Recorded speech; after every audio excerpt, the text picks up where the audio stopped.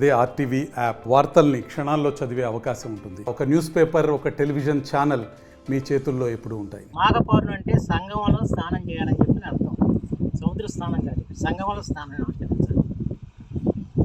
సముద్ర స్నానం చిలకలపూడిలో జరుగుతూ ఉంటుంది, కానీ ఇక్కడ సంగమంలో స్నానం ఆచరించడానికి వేలాది మంది దేశవ్యాప్తంగా వస్తూ ఉంటారు. అయితే ఈ ప్రభుత్వం అసలు పట్టినట్టు వ్యవహరిస్తుంది. ప్రత్యేకించి వాళ్ళ సంగమం దగ్గర స్నానాన్ని నిషేధించింది. ఇది చాలా విచిత్రమైన విషయం. ఎందుకంటే గత ప్రభుత్వాల హాయంలో, అటు కాంగ్రెస్ ప్రభుత్వం హాయంలో కానివ్వండి, లేదా తెలుగుదేశం ప్రభుత్వం హాయంలో కానివ్వండి, తగిన సంరక్షణ చర్యలు తీసుకుని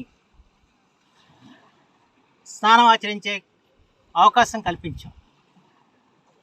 ఎందుకంటే అక్కడ బ్యారికేడ్లు కట్టేవాళ్ళం. ఆ బ్యారికేడ్ల అవతల పడవలను పెట్టి జాలర్లని ఎవరైనా ఏదైనా వాళ్ళకు కొట్టుకుపోతా ఉంటే పట్టుకోవాలని చెప్పి నేర్పర్లైన గజేతగాళ్ళను కూడా పెట్టేవాళ్ళం. అది మత్స్యశాఖ ద్వారా కార్యక్రమం ఏర్పాటు చేసేవాళ్ళం. పోలీసు వారు ఇక్కడ బ్యారికేడింగ్ చేసేవాళ్ళు. చేసి అందరికీ స్నానం ఆచరించే విధంగా ఏర్పాట్లు చేసాం గతంలో. కొన్ని వేల మంది ఇక్కడికి వచ్చి స్నానం ఆచరించారు. ఎటువంటి ప్రమాదం కూడా జరగలేదు. ఏ మాఘ పౌర్ణమికి ఇక్కడ ఎవరు కూడా మునిగిన పరిస్థితి లేదు. కృష్ణా పుష్కరాల్లో మునిగిన పరిస్థితి లేదు. ఆ విధంగా సంరక్షణ చర్యలు తీసుకుని మన భక్తుల యొక్క మనోభావాల్ని గౌరవించే విధంగా చర్యలు తీసుకున్నాం.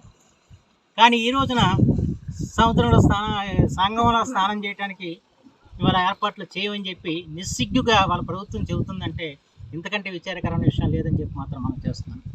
ఇది హిందువుల మనోభావాల్ని వాళ్ళు దెబ్బతీసే ప్రయత్నం ఈ జగన్మోహన్ రెడ్డి ప్రభుత్వం చేస్తుంది. రేపు భక్తులు పెట్టే శాపనార్థాలతో ఈ జగన్మోహన్ రెడ్డి ప్రభుత్వం కొట్టుకుపోద్దని చెప్పి నేను విశ్వసిస్తున్నాను. ఎందుకంటే ఇది ఎప్పటికైనా అధికారులు ఏర్పాట్లు చేయాలి. తగిన సంరక్షణ చర్యలు తీసుకుని అందరూ కూడా స్నానం ఆచరించేలాగా చేయాల్సిన అవసరం ఉంది. ఇక్కడికి జనాన్ని రానివ్వకుండా ఇప్పటికే ఆటోలను నిలుపుదల చేశారు. ఇదివరకు ఆటోల్లో వచ్చి ఈ ప్రదేశంలో సందర్శించి వెళ్ళేవాళ్ళు యాత్రికులు. ఆటోలను కూడా నిషేధించి ఆటోలను కూడా రానివ్వట్లేదు. భవనాలు వాళ్ళు ఎందుకో పనికి రాకుండా నిరుపయోగం చేసేసిన పరిస్థితి వచ్చింది. ఇక్కడ స్థానికంగా ఉన్న శాసనసభ్యుడు సింహాద్రి రమేశ్వర గారికి అన్నిటి చూసిన పరిస్థితి లేదు. చివరికి కృష్ణవేణి మాత విగ్రహం పరిస్థితి ఎలా ఉందో చూడండి. అక్కడ గణపతి సత్యనారాయణ స్వామి వారు వచ్చి ఇక్కడ కృష్ణమ్మ పాదుకల్ని ఆయన ప్రతిష్ఠించి వెళ్ళారు. ఆ తర్వాత పుష్కర సమయంలో మనం కృష్ణవేణి మాత విగ్రహాన్ని ఇక్కడ ప్రతిష్ఠించుకోవడం, ఆ విగ్రహానికి భక్తులందరూ కూడా పూజలు చేస్తూ ఉండేవారు. ఇవాళ పరిస్థితి ఎలా ఉంది? ఆ విగ్రహాన్ని కూడా కాపాడలేనంత దుస్థితులు ఈ ప్రభుత్వం ఉందంటే, ఇక్కడున్న ప్రజాప్రతినిధులు ఉన్నారంటే ఇంతకంటే సిగ్గు చేయడానికి విషయం ఉందా అని చెప్పి అడుగుతున్నాను. ఆ రోజు నేను వ్యక్తిగతమైన శ్రద్ధ తీసుకుని ఎన్ని ఏర్పాట్లు చేయించా. ఎందుకంటే ఈ ప్రదేశానికి ఉన్న ప్రాముఖ్యతని దేశవ్యాప్తంగా తెలియజెప్పాలి. ఇక్కడ వేలాది మంది వచ్చే విధంగా మనం చూసుకుని ఈ ప్రాంతాన్ని అభివృద్ధి చేయడానికి అది ఒక దోహదకారం అవుతుందని చెప్పిన ఆలోచన చేసి రోడ్డు వేయించడం కానీ, భవనాలు కట్టించడం కానీ, విగ్రహాలు పెట్టించడం కానీ ఇవన్నీ చేశాం. కానీ మేము చేసామని చెప్పి కక్షత చేస్తున్నారో లేకపోతే ఏంటో నాకు తెలియదు కానివ్వండి.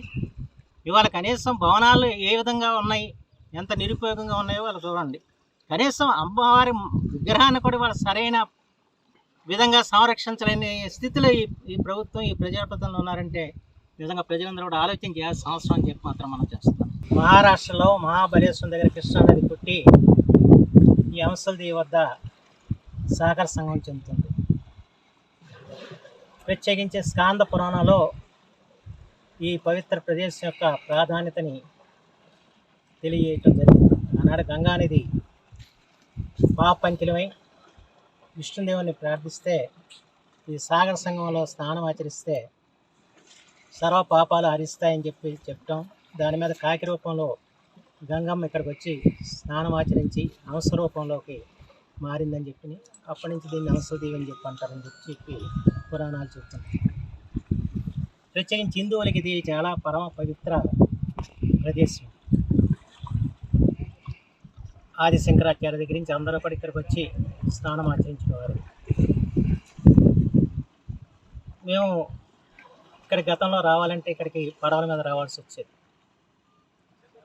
అలాంటిది ఇక్కడ రోడ్డు నిర్మాణం చేయించి 2 భవనాలు నిర్మాణం చేయించి ఈ ప్రదేశానికి ఒక ప్రాముఖ్యతని సంతరింపజేయడానికి ప్రయత్నం చేయడం జరిగింది. అయితే ఈ 5 సంవత్సరాలుగా ఈ జగన్మోహన్ రెడ్డి గారి పరిపాలన వచ్చిన తర్వాత ఈ సాగర సంఘం శోభంతో కూడా పోయిన పరిస్థితి. ఒకప్పుడు కలకల్లాడని ఈ ప్రదేశం అంతా కూడా ఈరోజు కళావిహీనంగా మారిపోయింది. కృష్ణా పుష్కరాల్లో వేలాది మంది ఇక్కడికి వచ్చి స్నానం ఆచరించారు. అప్పుడే ముఖ్యమంత్రి శ్రీ నారా చంద్రబాబు గారు కూడా ప్రత్యేకించి రావడం జరిగింది. వచ్చి ఈ ప్రదేశం యొక్క ప్రాముఖ్యతని ఆయన తెలియజేయడం కూడా జరిగింది. ఈ ప్రాంత అభివృద్ధికి ఆయన ఆ రోజున దోహదకారయ్యారు. అంతకునుపు రాష్ట్ర గవర్నర్ రామేశ్వర ఠాగూర్ గారిని తీసుకొచ్చి ఇక్కడ ఒక భవనాన్ని కూడా వారి చేత ప్రారంభోత్సవం చేయించడం జరిగింది. ఇప్పుడు మన కళ్ళెదుట ఉన్న భవనాన్ని అప్పటి పర్యాటక శాఖ మంత్రి గీతారెడ్డి గారి చేత ప్రారంభోత్సవం చేయించారు. అయితే తర్వాత ఈ భవనాల సంరక్షణ అంతా కూడా కృష్ణా అభయారణ్యం ఉందని చెప్పి అటవీ శాఖ అప్పించడం జరిగింది.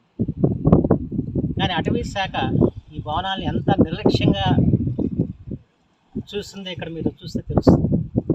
ఈ భవనం దగ్గర చెట్లు మొలిచిపోయాయి. భవనం పైకప్పు విడిగి పడిపోతున్న పరిస్థితి వచ్చింది. మొత్తం తలుపులు గిలుపులు అన్నీ కూడా పోయిన పరిస్థితి వచ్చింది. ఒక చక్కటి భవనాన్ని నిర్వహించడం కూడా సాధ్యం కాలేదు అటవీ శాఖ అంటే నిజంగా ప్రభుత్వానికి సిగ్గుచేయటం. 5 శతాబ్దాల మన అయోధ్య రామ మందిరం కల సాకారం చేసిన శ్రీ ప్రధాని నరేంద్ర మోదీ గారి సందేశంతో బీజేపీ విజయ సంకల్ప సభ మీ ముందుకు వస్తుంది. ఫిబ్రవరి 20 మంగళవారం ఉదయం 11 గంటలకి భైంసా, తాండూర్, భువనగిరి, మక్తల్ నుండి యాత్రలు ప్రారంభం. రండి, తరలి రండి లక్షలాదిగా. వికసిత్ భారత్ సంకల్ప సాకారంతో తెలంగాణ భాగస్వామ్యాన్ని పెంచండి. మళ్ళీ మోదీ గెలవాలి, మన ప్రధాని కావాలి.